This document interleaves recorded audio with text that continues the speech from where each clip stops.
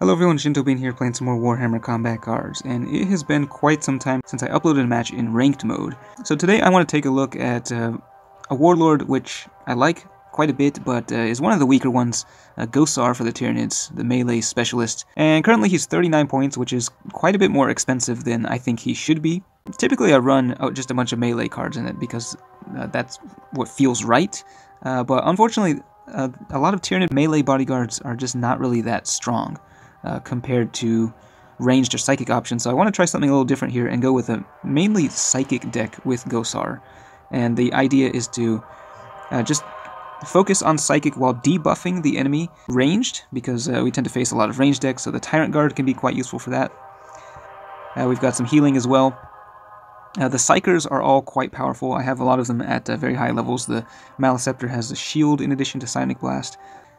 This Magus, he does not have a melee attack, so he doesn't synergize with Ghosar, but his damage makes up for it. With two other Psychers on the field, he can deal about 150 damage, I think, while buffing your other card's attack as well. This one is not really that great, but I found that it can be pretty useful. At level 9, it gets attack in immediately, poisoning the target. The Zoanthrope recently got buffed, so it deals quite a bit of damage. And then the newer Tyrant is a relatively new card, which I don't have at as high a level, but it's still quite powerful with fear and a decent psychic attack. So we're going to run this and see how it goes. Currently, Tyranids are close to the top of my factions for ranked. Let's see how this deck functions. Okay, we're up against the Zephyr Blade leading Force of Eldari. So this will be a ranged deck. They have higher initiative, so they're taking the first turn. Which should be pretty good. I think we'll deploy the Maleceptor first here with the shield. That will absorb an attack there. We also can put this guy down, the Neuro Tyrant. And unfortunately, they also have Barrage, so that's going to be able to knock out a shield. But I think we're just going to put this guy down here. And yeah, heal up our powerful Psychers here with the Medicae. And I think that the Jet Fighter will actually be able to kill that guy because it has well, the barrage damage would have done it anyway, but the anti-infantry trait now. A lot of damage there.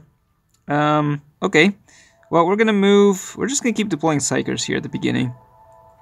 So we'll shift everything over. We did get outflanked, so we're hitting them with a little bit weaker of an attack.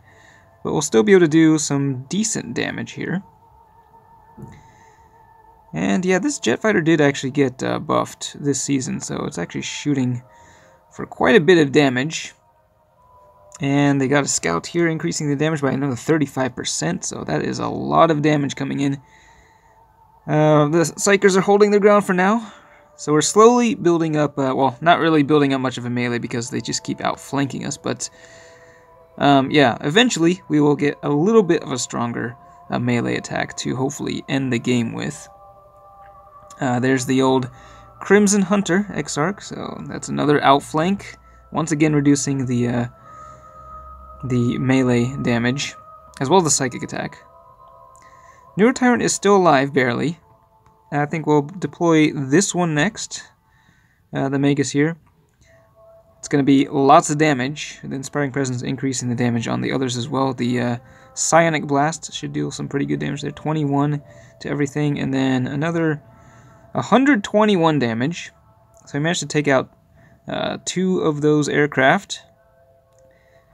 The Crimson Hunter does survive, so that's going to be doing some serious damage there. They got a Psyker of their own, the Wraith Fighter. So, yeah, decently high-level cards, pretty powerful deck here. And we're going to be taking a lot of damage, but yeah, we do survive. Here, the Magus is still holding on. We'll be able to take something down with that, I think. We also have our good old Tyrant Guard, so that is another layer of protection. So, I mean, we could probably win without even deploying Ghosar, but just to show you how much damage we can do here. It's not going to be a whole lot, but yeah, we'll put these guys down and we'll see what happens here. Does he have enough to actually kill Zephyr Blade? With a melee attack, we only have 23% boost here, but it's 159, so yeah, actually not quite enough. Now if we go to the psychic attack, That is quite a bit of damage. Well, I guess we'll go Psychic one turn. Knock out the Crimson Hunter. Debuff the ranged attack. We didn't actually get to do that up until now, but that's what this Tyrant Guard is quite useful for. Reducing the ranged attack on the enemies. And it can also absorb huge amounts of damage, as you can see. Still surviving after the attacks from the endgame Zephyr Blade. Now we can, of course, deal lots of psychic damage, but also 189. It's a decent melee attack there. We'll use that to take down the Zephyr Blade here. So, of course, Eldari are quite squishy, so it wasn't really maybe the best demonstration of what this deck can do. I think the Sonic Blast is definitely very helpful against decks running lots of shields. That and also Poison can help to take down like Captain Acheron. So just in general, I think going Psychic at the moment is better than just going melee with Ghosar.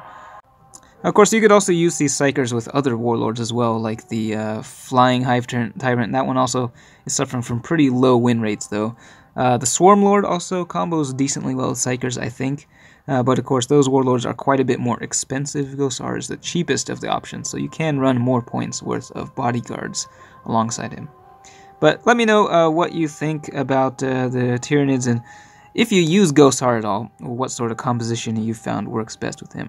Let me know in the comments, but that's it for this one. Thanks for watching, and I will see you next time.